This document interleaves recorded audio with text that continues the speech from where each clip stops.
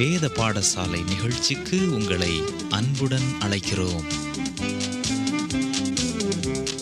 வேதம் அறிய வேதம் என் தேவன் தந்தது. வேதம் அறிய வேதம் என் தேவன் தந்தது. உன்னை மாற்றும் புதிதாக்கும் உயர் நோக்கம் கொண்டது. வேதம் அறிய வேதம் என் தேவன் தந்தது. சிருஷ்டிப்பு நம்ப தகுந்ததா? இந்த உலகையும் அண்ட சராசரங்களையும் சிருஷ்டித்தது யார் என்பதை குறித்து இன்றைய நிகழ்ச்சியிலே சிந்திக்க இருக்கிறோம். கிறிஸ்துவுக்குள் பிரியமானவர்களே, இன்றைய நிகழ்ச்சியில் தேவன் ஆதியாகம புத்தகத்தில் சிருஷ்டிப்பை குறித்து என்ன கூறுகிறார் என்பதை கற்றுக்கொள்வோம். ஆதியாகமம் என்ற வார்த்தையில் ஆதி என்ற பதம் ஆரம்பம் என்று பொருள்படும். தேவன் ஆதியாகம புத்தகத்தில் சிருஷ்டிப்பை பற்றி அன்று எல்லாம் எப்படி இருந்தது என்று கூறுவதன் காரணம் நாம் இன்று அவை எப்படி இருக்கிறது என்று விளங்கிக் கொள்வதற்கு ஆகும். ஆதியாகமத்தில் நாம் காணும் மற்ற காரியங்கள் குறித்தும் இவ்வாறே கூறுகிறது. முதல் அதிகாரத்தில் சிருஷ்டிப்பை குறித்து ஆதியிலே வானத்தையும் பூமியையும் சிருஷ்டித்தார். பின்பு நீரில் வாழும் சகல ஜீவ ஜந்துக்களையும் ஊரும் பிராணிகளையும் பறவைகளையும் மிருக ஜீவன்களையும் சிருஷ்டித்தார். பின்பு மனுஷனை தம் சாயலாக சிருஷ்டித்தார். பொதுவாக வேதாகமத்தை பற்றி கேட்கிற கேள்விகளில் மிகவும் பிரசித்தி பெற்ற கேள்வி சிருஷ்டிப்பை பற்றிய கேள்வியாகும். சிலவேளை வேதாகமம் சிருஷ்டிப்பை குறித்து வேறு ஏதாவது உண்டா என சிந்திக்கும் அளவிற்கு இந்த சிருஷ்டிப்பை குறித்து விவாதிக்கும் கேள்வி காணப்படுகிறது. வேதாகமத்தில் சிருஷ்டிப்பை குறித்து 2 கருத்துக்கள் கேட்கப்படுகின்றன. முதலாவது, சிருஷ்டிப்பு விஞ்ஞானபூர்வமாக நம்பத்தக்கதல்ல. ஆகவே வேதாகமம் தேவனுடைய வார்த்தைதான் என்று நம்ப முடியாது என்று ஒரு சாரார் கூறுகின்றனர். மற்றொரு சாரார் விஞ்ஞானம் வேதாகமத்தோடு ஒத்துப்போகிறதா என்ற கேள்வியை எழுப்புகின்றனர். அவர்கள் விஞ்ஞானத்தைப் போல் வேதாகமத்தை பரிசீலனை செய்து பார்க்கக்கூடாது என்று கூறுகின்றனர். சிருஷ்டிப்பில் வேதாகமும் விஞ்ஞானமும் ஒத்துப்போகிறதா, வேதாகமம் நம்ப தகுந்ததா என்பதை கேள்வி. இதில் சில காரியங்களை தெளிவுபடுத்த வேண்டும். விஞ்ஞான நிலையில் இதை சிந்திக்கும் போது ஒரு விஞ்ஞானி ஒரு விஞ்ஞானியாயிருந்து தேவனின் மேல் நம்பிக்கை வைக்க முடியுமா என்ற கேள்வி நமக்குள் எழும்புகிறது. ஆனால் விஞ்ஞானிகள் அநேகர் தேவனை நம்புகிறார்கள். தாங்கள் கண்டுபிடிப்பவைகளின் படி அல்ல, தங்கள் விசுவாசத்தின்படி தேவனை நம்புகின்றனர். எபிரேயர் 11ஆம் அதிகாரம் 6ஆம் வசனம், விசுவாசம் இல்லாமல் தேவனுக்கு பிரியமாயிருப்பது கூடாத காரியம். ஏனென்றால் தேவனிடத்தில் சேருகிறவன் அவர் உண்டென்றும் அவர் தம்மை தேடுகிறவர்களுக்கு பலன் அளிக்கிறவர் என்றும் விசுவாசிக்க வேண்டும் என்றும் கூறுகிறது. நீ ஞானம் பெறாவிட்டால் தேவனிடத்தில் பிரியமாயிருப்பது கூடாத காரியம் என்றோ, நீ ஞானவானாயிராவிட்டால் தேவனிடத்தில் வர முடியாது என்றோ கூறவில்லை. ஞானவான்களுக்கென்று தேவன் ரட்சிப்பின் தனி ஒரு திட்டத்தை உருவாக்கவில்லை. அவர்களும் மற்றவர்களைப் போல தேவனிடத்தில் வர வேண்டும். நம்மை தேவனிடத்தில் கொண்டு போவதும் தேவனிடத்தில் பிரியமாய் வாழச் செய்வதும் விசுவாசமே. இது தேவனுடைய ஈவாக நமக்கு அருளப்படுகிறது. தேவன் ஆவியாக இருக்கிறார். அவரை அறிந்து கொள்கிறவர்களும் ஆராதிக்கிறவர்களும் ஆவிக்குரிய கண்ணோட்டத்தோடு மாத்திரம் வர வேண்டும். இது விஞ்ஞானத்தின் ஒழுங்கல்ல, விசுவாசத்தின் ஒழுங்காகும். ஆகவே தேவன் தாமே நேரடியாக செயல்பட்டு அனைத்தையும் சிருஷ்டித்தார். அதே நேரத்தில் விஞ்ஞானிகளின் கருத்துடன் ஒத்துப்போகும் சில கருத்துக்களை இந்த சிருஷ்டிப்பின் காரியத்தில் காண முடியும். சில ஒன்றுபட்ட கருத்துக்கள் இங்கும் அங்கும் இருப்பதன்றி சில ஆணித்தரமான ஒற்றுமைகள் உள்ளன. அதை படிப்பதற்கு நாம் இந்த பகுதியில் கேட்டு பார்க்க வேண்டிய கேள்வி, அது என்ன கூறுகிறது, அதன் பொருள் என்ன, அது எனக்கு என்ன கூறுகிறது என்பதாகும். ஆதியாகமம் சிருஷ்டிப்பை குறித்து என்ன கூறுகிறது? முதல் கேள்வியில் கவனித்து பார்க்க வேண்டியது சிருஷ்டித்தார் என்று சொல்லாகும். மூல மொழியாகிய எபிரேய மொழியில் பாரா என்ற பதம் சிருஷ்டிப்பை குறிப்பதாக 3 முறை வருகிறது. ஆதியிலே தேவன் ஒன்றுமில்லாமையிலிருந்து வானத்தையும் பூமியையும் சிருஷ்டித்தார். உயிரினங்களை சிருஷ்டித்தார். பின்பு மனிதனை சிருஷ்டித்தார். ஆதியிலே தேவன் சிருஷ்டிப்பை துவங்கிவிட்டார். முதல் சிருஷ்டிப்பின் விளைவாக அண்ட சராசரங்களும் உருவாகியிருக்கின்றன. இந்த பூமி தாவர இனங்களை முளைப்பிக்கும். செடி கொடிகள் மரங்கள் எல்லாம் முதல் சிருஷ்டிப்பிலிருந்து உருவாகின்றன. இரண்டாம் சிருஷ்டிப்பின் பணி தண்ணீரில் நடைபெறுகிறது.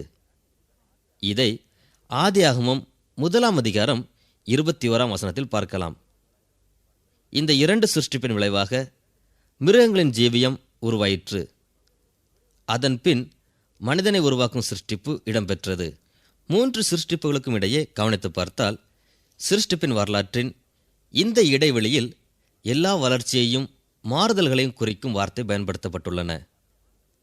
ஆதியாகமம் 1 அதிகாரத்தில் தேவன் சிருஷ்டித்தார் என்று 1 வசனத்திலும் 2 வசனத்தில் பூமியானது ஒழுங்கின்மையும் வெறுமையுமாயிருந்தது என்றும் கூறப்பட்டுள்ளது. தேவ ஆவியானவர் ஜலத்தின் மேல் அசைவாடிக்கொண்டு இருந்தார். இந்த 2 வசனங்களுக்கிடையே அநேக ஆண்டுகள் கடந்து போய்விட்டன என்றும், ஏதோ அழிவு ஏற்பட்டு 1 சிருஷ்டிப்பு முற்றிலுமாய் அழிந்து ஒழுங்கின்மை நிலைக்கு வந்துவிட்டது என்றும், ஆகையால் தேவனுக்கு மீண்டும் சிருஷ்டிப்பை செய்ய வேண்டியதாயிற்று என்றும் கருதுகின்றனர். தாம் உண்டாக்கிய எல்லாவற்றையும் தேவன் நல்லது என்று கண்டபின் ஒழுங்கற்ற ஒன்றை உருவாக்க முடியாது என்றும் கருதுகிறார்கள். நீங்கள் உங்களை வேதாகம பள்ளி மாணவராக நினைத்து வேதத்தை வாசிக்கும் போது சில கேள்விகளை கேட்டு பார்க்க வேண்டும். வேதத்தின் இந்த பகுதி என்ன கூறுகிறது என்று கேட்டு பார்ப்போம். அங்கு அழிவு நிகழ்ந்ததால் பூமி ஒழுங்கின்மையும் வெறுமையுமாய் இருந்தது என்று கூறவில்லை. ஒழுங்கின்மையும் வெறுமையுமாய் இருந்தது என்றுதான் கூறியிருக்கிறது. இதை ஒழுங்கற்ற நிலை என்று அழைக்கிறார்கள்.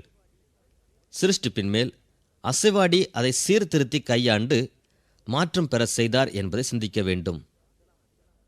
ஆதியாகமம் 1 அதிகாரத்தில் 21 வசனம் வரை பிரித்தார், ஒன்றாக சேர்த்தார், காணப்பட்டது போன்ற வார்த்தைகளை காண்பீர்கள். உதாரணமாக வெட்டாந்தரை காணப்பட்டது என்று வாசிக்கிறோம்.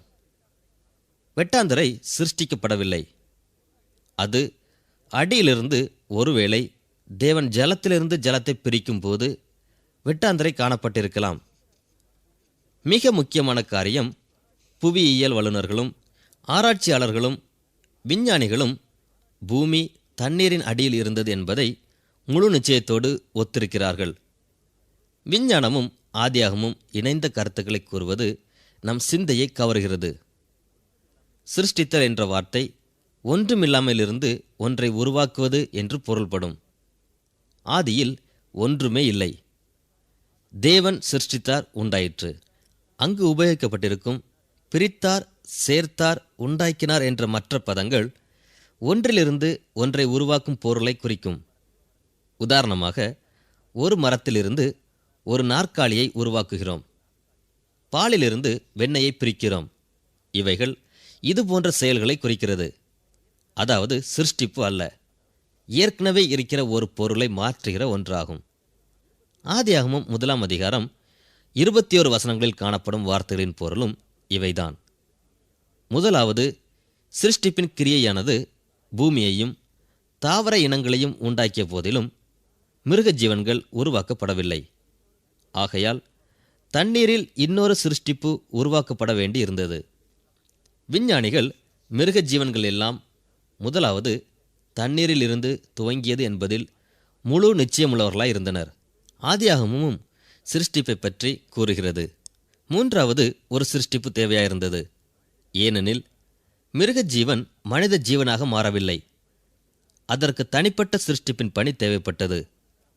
ஆதியாகமம் 1 அதிகாரம் 26, 27 வசனங்களில் 3ஆம் முறையாக தேவன் சிருஷ்டித்தார் என காண முடியும். இந்த சிருஷ்டிப்பின் விளைவுதான் மனிதன். ஆதியாகமத்தில் சிருஷ்டிப்பின் வரலாற்றை கூர்ந்து கவனித்தால் சில முடிவுகளுக்கு வர முடியும். முதலாவது, ஆதியாகமத்தில் சிருஷ்டிப்பின் வரலாற்றில் இப்போதுள்ள எல்லாவற்றின் வரலாறும் அடங்கியுள்ளது. இவை யாவும் தேவன் செய்த 3 சிருஷ்டிப்பின் விளைவாக வந்தது. இந்த சிருஷ்டிப்புக்கு இடையே அநேக மாற்றங்களும் வளர்ச்சிகளும் இடம்பெற்றுள்ளது. சிருஷ்டிப்பின் ஆரம்ப கிரியைக்குப் பின் தேவ ஆவியானவர் திறம்பட அதை கையாண்டு மாறுதல் பெற செய்து சிருஷ்டிக்கப்பட்டதை வளர்ச்சி பெற செய்தார். இங்கும் விஞ்ஞானிகளின் கருத்துக்கும் சிருஷ்டிப்பின் வரலாற்றுக்கும் ஒற்றுமை இருப்பதை காணலாம். விஞ்ஞானிகள் இப்போது இருக்கும் உயிரினங்களின் தோற்றத்தை குறித்து ஆராய்ச்சி செய்கிறார்கள்.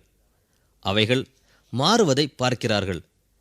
அவை வளர்ச்சி பெறுவதை பார்த்து அது வளர்ச்சி பெறுகின்றன என்று கூறுகிறார்கள்.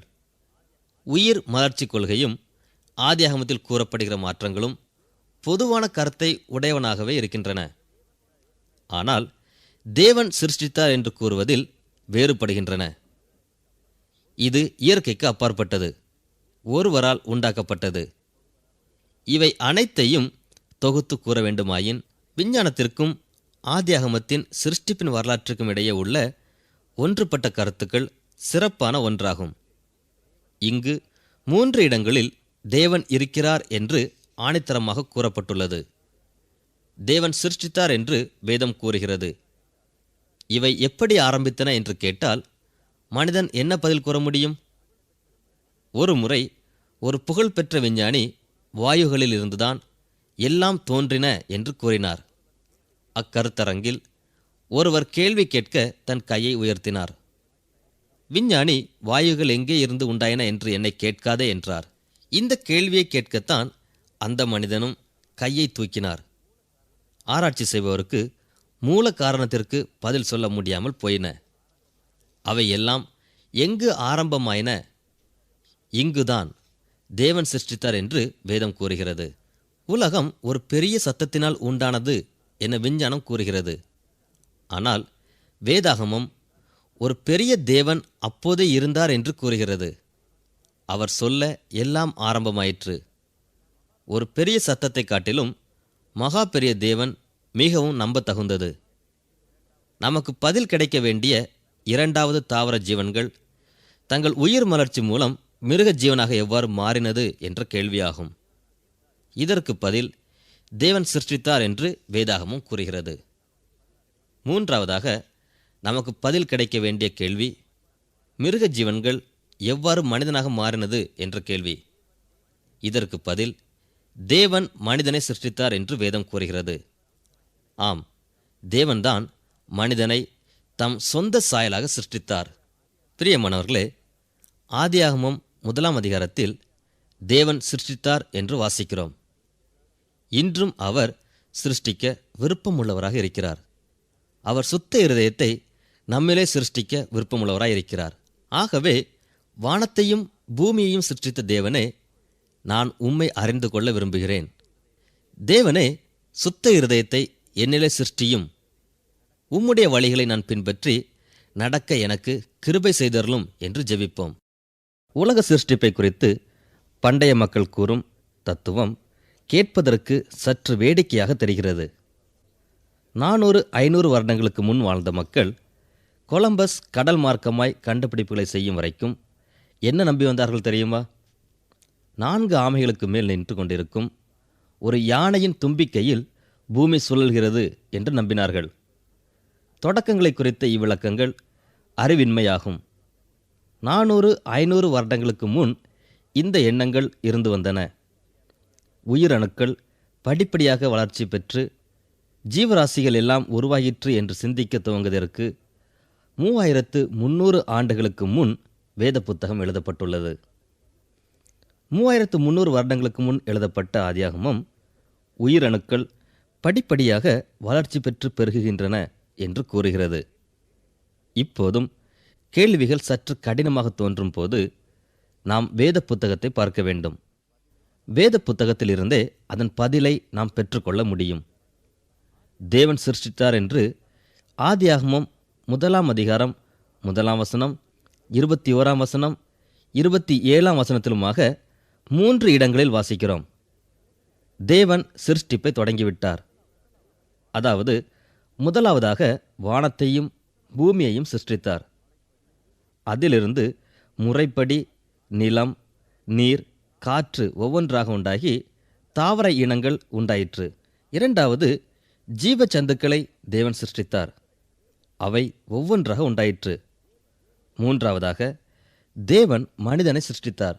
இவ்வாறு சிருஷ்டிப்பு உண்டாயிற்று. வேத புத்தகம் ஒரு விஞ்ஞான புத்தகமாக இருக்க தேவன் முயற்சி செய்யவில்லை. ஆனால் சிருஷ்டிப்பை பற்றியும் ஒவ்வொன்றின் துவக்கத்தை பற்றியும் கூறுவது வேத புத்தகத்தின் நோக்கமல்ல. ஆரம்ப பாடங்களிலேயே வேத புத்தகத்தின் நோக்கத்தை படிக்கும்போது நாம் படித்தோம் அல்லவா? வேத புத்தகம் விஞ்ஞான பாட நூல் அல்ல, ஆனால் வேத புத்தகம் இரட்சிப்பின் பாடநூலாகும். வேத புத்தகம் மனிதனின் மீட்பை பற்றி கூறும் பாடநூலாகும்.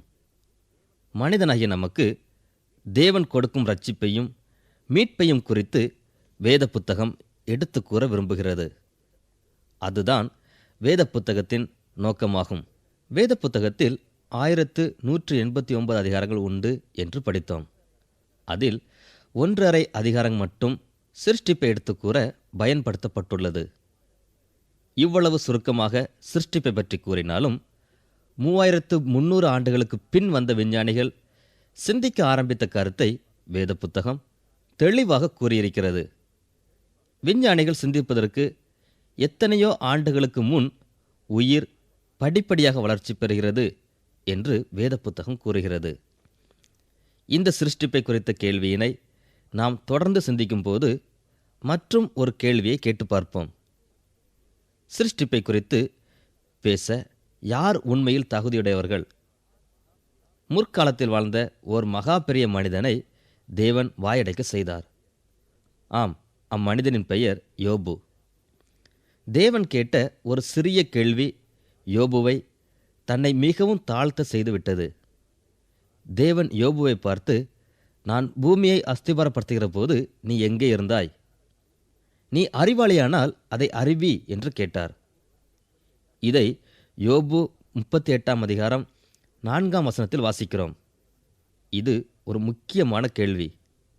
எந்த ஒரு விஞ்ஞானியோ அறிவாளியோ அப்போது அதை கவனித்து குறிப்பு எடுக்கவோ பரிசோதனை செய்து முடிவு எடுக்கவோ அங்கிருந்ததில்லை. தேவன் வானத்தையும் பூமியையும் சிருஷ்டித்தார். ஆதலால் எந்த ஒரு விஞ்ஞானியும் சிருஷ்டிப்பின் ஆதாரத்தை அதிகாரப்பூர்வமாய் பேச வாய்ப்பு இல்லை என்றுதான் கூற வேண்டும். சிருஷ்டிப்பை பற்றிய கேள்வியானது வேத சாஸ்திரத்திற்கும் தத்துவ சாஸ்திரத்திற்கும் சொந்தமான ஒன்றாகும். ஒரு தத்துவ சாஸ்திர கல்லூரியிலே 1 வருட கல்விக்கு பின் மாணவர்களிடம் ஒரு பேராசிரியர், நாம் இவ்வாண்டு கற்றதன் மூலம் 4 முடிவுகளுக்கு வருகிறோம் என்று கூறி அவற்றை ஒவ்வொன்றாக கற்பலகையில் எழுத ஆரம்பித்தார். முதலாவது முடிவு எனக்கு தெரியாது என்பதாகும். ஓராண்டு காலமாக அவர் கற்றுக் கொடுத்ததை தொகுத்து பார்க்கும்போது அவர் கூறுவது சரிதான் என்று மாணவர்களுக்கு தோன்றிற்று. ஒருவேளை அவருக்கு இன்னும் எல்லாம் தெரியவில்லை என்று நினைத்து கொண்டார்கள். இரண்டாவது முடிவு உனக்கு தெரியாது என்று எழுதினார். ஆசிரியருக்கே இன்னும் எல்லாம் தெரியவில்லை என்று கூறும்போது நமக்கு முழுவதும் தெரிந்திருக்க நியாயமில்லை என்று மாணவர்கள் நினைத்து கொண்டார்கள். மூன்றாவது முடிவு வேறு ஒருவருக்குமே தெரியாது என்று எழுதினார். இந்த ஆண்டு முழுவதும் அவர் கற்றுக் கொடுத்த பாடங்கள் அடிப்படையில் அவர் கூறியது தவறு என கூற முடியவில்லை என்று மாணவர்கள் தீர்மானித்தார்கள். கடைசியாக 4வது முடிவு அதை பற்றி சிந்திப்பது புத்திசாலித்தனம் என்று எழுதினார். நாமும் கூட தத்துவ சாஸ்திரத்தின் அடிப்படையில் சிருஷ்டிப்பை குறித்து சிந்தித்து பார்த்தால் என்ன முடிவுக்கு வருவோம்? சிருஷ்டிப்பை பற்றி எனக்கு தெரியாது, சிருஷ்டிப்பை பற்றி உனக்கு தெரியாது, சிருஷ்டிப்பை பற்றி வேறு யாருக்குமே தெரியாது. ஆனால் அதை பற்றி சிந்திப்பது புத்திசாலித்தனம் என்றுதான் கூறுவோம். ஆதியாகம புத்தகம் சிருஷ்டிப்பு தேவனுக்கு சொந்தமானது என்று கூறுகிறது. தேவன் சிருஷ்டித்தார். அவர் ஒருவரே அப்போது இருந்தார். தேவன் ஒருவரே அறிவார். ஆதலால் நமக்கு படைப்பின் ஆரம்பத்தை பற்றி கூறக்கூடிய ஒருவர் தேவனிடத்திலிருந்து வெளிப்பாடு பெற்ற ஒரு தீர்க்கதரிசியாக தான் இருக்க முடியும். அந்த தீர்க்கதரிசி மோசே ஆகும். மோசே ஒரு தீர்க்கதரிசி. 3 முறை 40 பகல் 40 இரவு உணவு உண்ணாமலும் தண்ணீர் குடியாமலும் சீனாய் மலை மேல், கர்த்தாவே, எனக்கு உணவு தேவையில்லை, கர்த்தாவே, நீர் ஒரு வார்த்தை மட்டும் சொல்லும் என்று தேவனிடத்தில் காத்திருந்த மோசேக்கு தேவன் வெளிப்பாட்டை கொடுத்தார். அவருக்கு வார்த்தையை கொடுத்தார். அந்த வெளிப்பாடுதான் வேத புத்தகத்தின் முதல் 5 புத்தகமாகிய ஆதியாகமம், யாத்ராகமம், லேவியராகமம், எண்ணாகமம், உபாகமம் என்னும் 5 புத்தகங்களாகும். இந்த வெளிப்பாடு சிருஷ்டிப்பை பற்றிய ஒரு சிறிய அறிமுகத்துடன் துவங்குகிறது. இது படைப்பை குறித்த முழு விவரமான செய்தியாக இல்லாவிட்டாலும் இங்கு படைப்பை பற்றி கூறப்படும் அனைத்தும் உண்மை என்றும் நிரூபிக்கப்படும் என்றும் நாம் கூற முடியும்.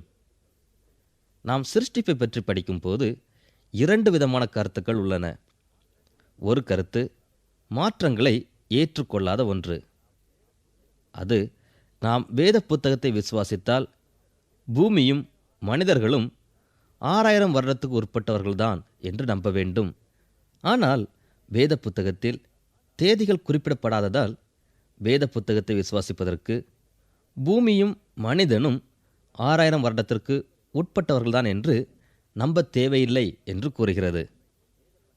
ஒரு முறை வேத பண்டிதர் ஒருவரை தொலைக்காட்சிக்காக பேட்டி கண்ட ஒரு பெண்மணி அவரிடம், போதகர் அவர்களே, மனித சாஸ்திரத்தில் பட்டம் பெற்ற நீங்கள் திரளான மக்கள் முன் நின்று கொண்டு எப்படி தைரியமாக வேத புத்தகம் கூறுகிறது என்று கூற முடிகிறது என்று கேட்டார்கள். எதற்காக கேட்கிறீர்கள் என்று கேட்டார் அந்த போதகர். அந்த பெண்மணி, மனித சாஸ்திரம் உலகம் எத்தனையோ கோடி வருடங்களுக்கு முன் தோன்றிற்று என்றும் வேத புத்தகம் 6000 ஆண்டுகள்தான் என்று காட்டும் போது நீங்கள் எவ்வாறு வேத புத்தகம் நம்பத்தகுந்தது என்று கூறுகிறீர்கள் என்று கேட்டார். அதற்கு அந்த போதகர், மன்னிக்க வேண்டும், வேத புத்தகம் உலகம் தோன்றி 6000 ஆண்டுதான் என்று எந்த பகுதியிலும் கூறவே இல்லை. 6000 வருடம் என்பது மனித வம்ச வரலாற்றின் கணக்கீடு மாத்திரம்தான் என்றார். அப்படியானால் இந்த பூமி எத்தனை ஆண்டு காலமானது என்று நீங்கள் நம்புகிறீர்கள் என்று அந்த பெண்மணி கேட்டதற்கு அந்த போதகர், அம்மா, இந்த பூமி மிக மிக பழமையானது என்று நான் நினைக்கிறேன் என்றார். இது ஒரு சிறப்பான பதில் அல்லவா? 2வது கருத்து, மனிதர்கள் தங்களுடைய அந்தஸ்திற்கு ஏற்றாற்போல் தங்கள் வாழ்க்கை தத்துவங்களை அமைத்துக் கொள்பவர்கள். மனித சுகங்களை மையமாக கொண்டவர்கள், மனித தன்மையை மையமாக கொண்டவர்கள், பொது உடைமையை மையமாக கொண்டவர்கள், விஞ்ஞானத்தை அடிப்படையாக கொண்டவர்கள். இவர்கள் தங்கள் வாழ்க்கை தத்துவங்களை கொண்டு வாழ்கிறார்கள். இவர்களும் உயிரினங்கள் படிப்படியாக வளர்ந்ததுதான் என்று நம்புகிறார்கள். ஆனால் ஆதியாகமத்தில் நாம் காண்பது இந்த 2 அபிப்பிராயங்களிலிருந்து சற்று வித்தியாசமாக காணப்படுகிறது. எல்லாருமே ஆதியாகமத்தில் கூறப்படும் சிருஷ்டிப்பின் விளக்கத்தை வாசித்து பார்த்தால் புரிந்து கொள்ள முடியும். நான் கூற விரும்புவது என்னவென்றால், ஆதியாகமத்தில் கூறப்பட்டிருக்கும் சிருஷ்டிப்பின் செய்தியை நாம் பார்த்து பயப்பட தேவையில்லை. இது உண்மையில் என்ன கூறுகிறது என்ற கேள்வியுடன் இந்த பகுதியை கவனித்து படித்தால் இது உண்மை என்றும் விஞ்ஞான அடிப்படையில் ஒத்துக்கொள்ளக்கூடியது என்றும் புரிந்து கொள்வோம். 2வது, தேவன் எதற்காக இந்த சிருஷ்டிப்பை பற்றி கூறியிருக்கிறார் என்பதை சிந்திக்க வேண்டும். நம்முடைய வாழ்க்கையிலும் என்றாவது ஒரு நாள் புதியதாய் சிருஷ்டிக்கப்பட வேண்டும் என்ற முடிவிற்கு நாம் வருவோம். தாவீதுக்கு நேர்ந்தது போல நமக்கும் நேரிடும் என்று தேவனுக்கு தெரியும்.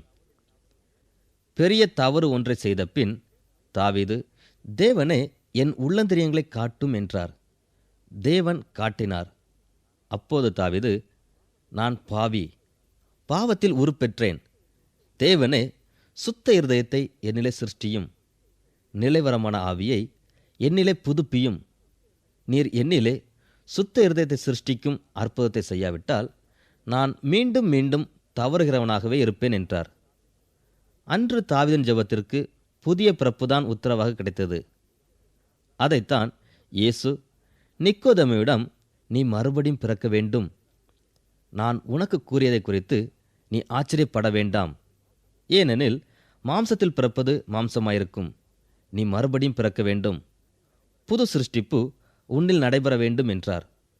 ஒருவன் மறுபடியும் பிறந்தால் அவன் புது சிருஷ்டியாய் இருக்கிறான்.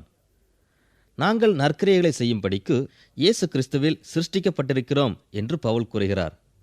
மறுபடியும் பிறந்தவர்கள் தங்களுடைய வாழ்க்கையில் புது சிருஷ்டிப்பு இடம்பெற்று தேவனுடைய கரத்தின் கிரியைகளாக இருக்கிறார்கள். நம்மில் புது சிருஷ்டிப்பை நாம் விரும்ப வேண்டும் என்று தேவன் எதிர்பார்க்கிறார். தேவன் மாத்திரம் இந்த புது சிருஷ்டிப்பை நம்மில் உருவாக்க முடியும். தேவன் தாமே புது இருதயத்தை நம்மிலே சிருஷ்டிப்பாராக. ஆமேன். இந்நிகழ்ச்சியை கேட்டமைக்கு நன்றி கூறுகிறோம். எமது முகவரி: வேத பாடசாலை, விஸ்வபாணி, தபால் பெட்டி எண் 34, திருநெல்வேலி 2, தமிழ்நாடு.